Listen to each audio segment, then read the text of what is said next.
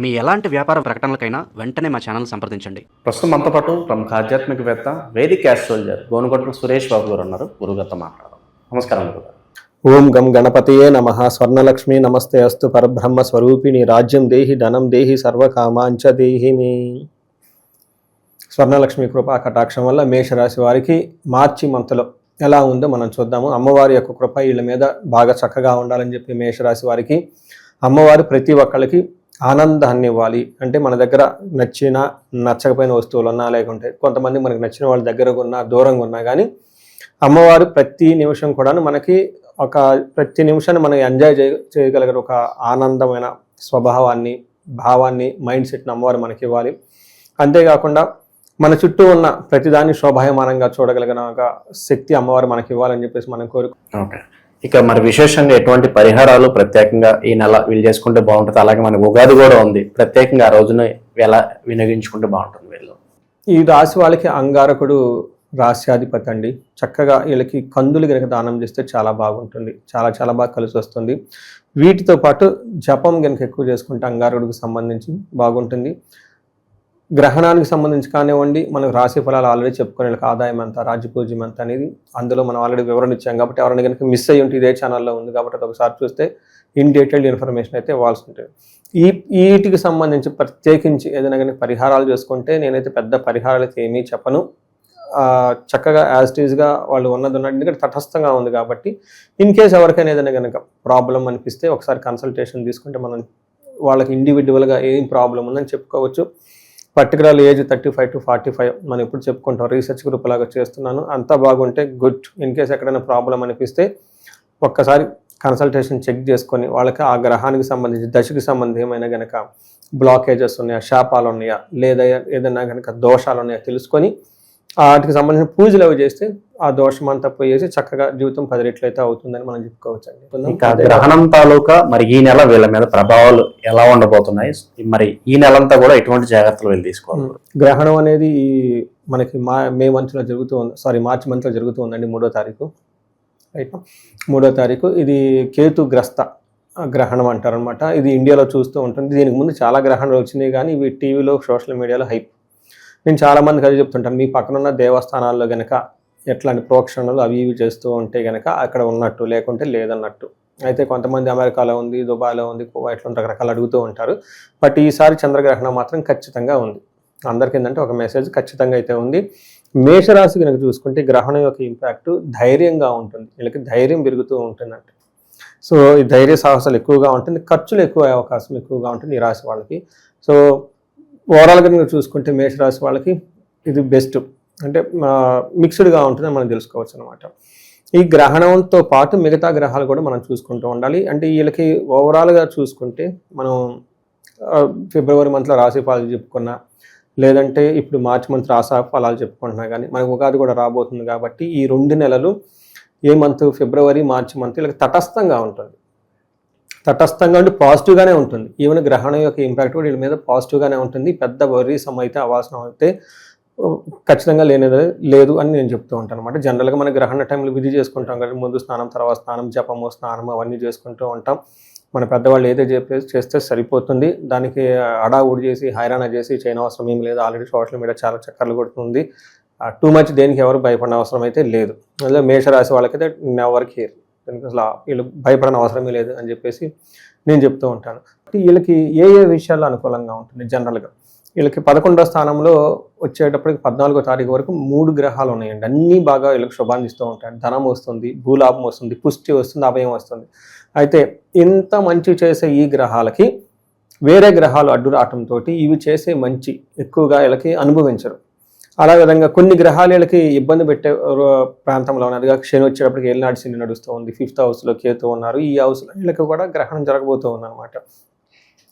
వీళ్ళ యొక్క అదృష్టం ఏమంటే ఈ గ్రహాలు ఏవైతే శని, కేతు ఇబ్బంది పెట్టే పరిస్థితిలో ఉన్నా కానీ ఇబ్బంది పడకుండా వేరే విధంగా విపరీత వేద ఒక కాన్సెప్ట్తో టోటల్గా అవి ఇబ్బంది పెట్టని పరిస్థితిలో ఉన్నాయి. ఓవరాల్గా మేషరాశి కనుక చూసుకుంటే వచ్చే ధనం రాకుండా, భూమి ద్వారా ఎక్కువగా ధనం లాభం రాకుండా అడ్డంకాలు పడుతూ ఉన్నాయి. కానీ ఇదే విధంగా ఇబ్బందులు పెట్టే గ్రహాలు కూడా ఇబ్బంది పెట్టకుండా వీళ్ళని కాపాడుతూ ఉన్నాయి అని చెప్పుకోవాలన్నమాట. అంటే ఓవరాల్గా చూసుకుంటే మనకి తటస్థంగా ఉంటుందని మనం చెప్పుకోవచ్చు. సూర్యుడు వీళ్ళకి మిక్స్డ్ రిజల్ట్ ఇస్తారండి. ఎంత ప్రాబ్లం వచ్చినా కానీ దీన్ని తట్టుకొని నిలబడిపోతారు. అనారోగ్యం అయితే ఉండదు, చక్కగా హెల్దీగా ఉంటారు. శత్రు భయం అయితే అస్సలు ఉండదని చెప్పుకుంటారు. అయితే వీళ్ళకి 12వ స్థానంలో మంత్ ఎండ్లో అంటే మనకు వచ్చేప్పటికి మధ్యలో మారుతూ ఉన్నారు కాబట్టి సూర్యుడు మారటంతో ఈ టైంలో వీళ్ళు మారిన తర్వాత ఒక 10 రోజులు జాగ్రత్తగా ఉండాలి. ఎందుకంటే స్వస్థాన నాశనం చైవ బంధురోగ ధనవ్యయ ప్రాణపర్యంత మా పత్యం అవమానం వ్యయే రవి అని చెప్తారు. ఎప్పుడు జరుగుతుంది ఈ విషయము? మంత్ మధ్యలో, అంటే మనకి ఉగాది పండుగ అయిపోయిన తర్వాత అనుకోవచ్చు అనమాట. ఈ మంత్లో రవి చూసుకుంటే ఆ మంత్ వరకు పర్టికులర్గా ఒక 10 days, మొత్తం హోలా కాదండి, జనాలు మిస్టేక్ అనుకోవచ్చు. ఆ 10 days మాత్రం వాళ్ళకి ఏదైనా కనుక ఒక మంచి పొజిషన్ ఉండే ఆ పొజిషన్లో ఇబ్బంది వచ్చే పరిస్థితి ఉంటుంది. స్వస్థాన నాశనం చేయవ అని చెప్తుంటారు. ప్రాణపర్యంతం మా పత్యం.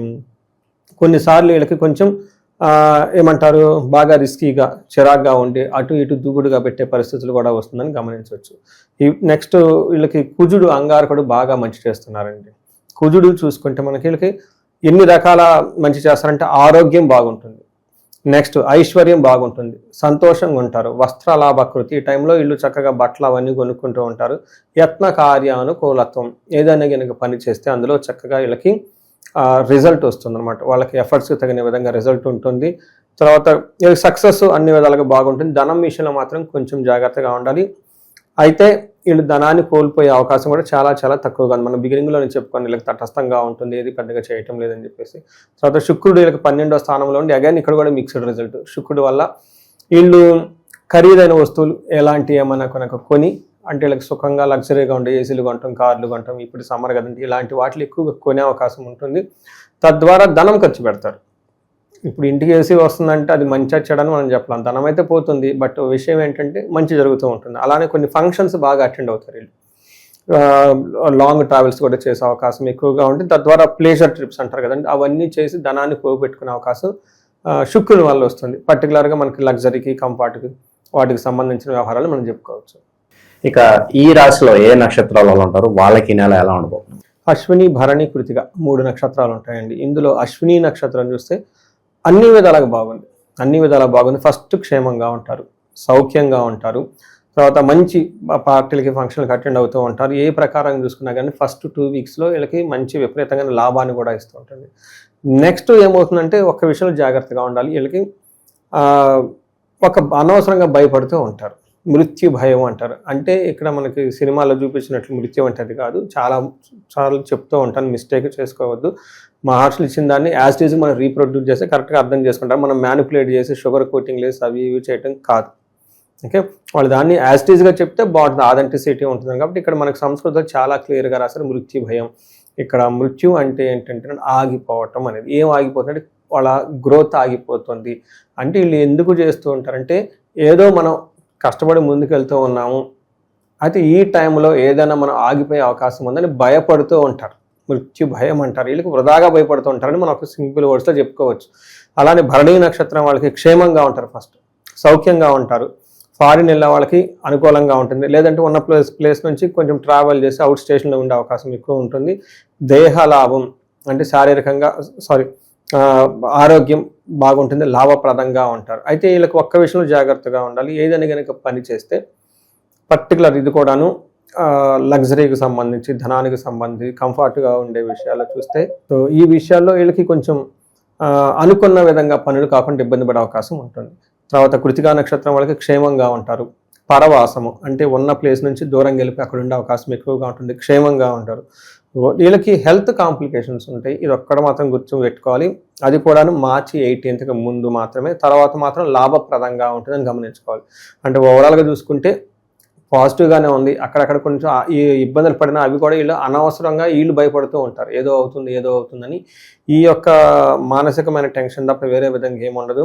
వీళ్ళకి కృతికా నక్షత్రం వాళ్ళకి కార్యహాని కొంచెం వీళ్ళు కేతు యొక్క ప్రభావంతో ఉండటంతో అనుకున్న పని ఎక్కడన్నా ఆటంకాలు వచ్చే అవకాశం ఉంటుంది. ఒక్కసారి ఆ ప్లానింగ్ అంతా కరెక్ట్గా సెట్ చేసుకొని ప్లాన్ బి కూడా ఆల్టర్నేటివ్ పెట్టుకొని ముందుకెళ్తే లైఫ్లో బాగుంటుందండి వీళ్ళకి.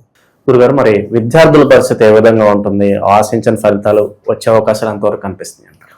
మేషరాశి వాళ్ళకి ఈ సంవత్సరానికైతే తటస్థంగా ఉంటుందండి, పెద్ద ప్రాబ్లం అయితే ఏమీ ఉండదు. ఇన్ కేసు ఎవరికైనా కనుక అకాడమిక్స్లో బాగా రావాలి అనుకుంటే వాళ్ళ ఇండివిజువల్ జాతకం చూపించుకోవడం చాలా ఇంపార్టెంట్. ఇండివిజువల్ జాతకం చూస్తే మనకి 3 దేవతల్ని బాగా మనం పూజిస్తూ ఉంటామండి. ఒకళ్ళు హయగ్రీవుడు, 2 మేధా దక్షిణామూర్తి, 3 నీలా సరస్వతి దేవి. వాళ్ళ యొక్క జాతకంలో లగ్నాన్ని బట్టి ఎవరు చేయాలనేది తెలుస్తుంది. వాళ్ళకి ఆ దేవతలకి మనం కొంచెం జపాన్ చేపించి, ఒక హోమం చేపించి, వీళ్ళకి ఒకసారి జాతక చక్రంలో లగ్నం బట్టి మనం డిసైడ్ చేసి మనకు ఒకసారి కన్సల్ట్ అయితే బాగుంటుంది.